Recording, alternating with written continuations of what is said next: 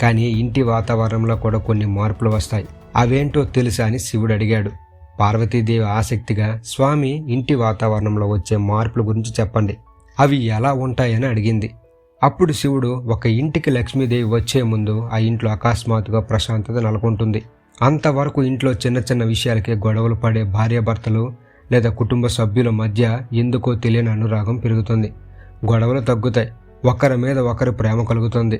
ఇంటికి వెళ్ళగానే మనసుకు ఏదో తెలియని హాయి అనిపిస్తుంది. బయట ఎంత ఒత్తిడి ఉన్నా ఇంటి గుమ్మం లోపలికి అడుగు పెట్టగానే అదంతా మర్చిపోయి ప్రశాంతంగా అనిపిస్తే ఆ ఇంట్లో దేవతా శక్తులు సంచరిస్తున్నాయని అర్థం. కలహాలు లేని చోట, కల్మషం లేని చోట మాత్రమే లక్ష్మి నిలబడుతుంది.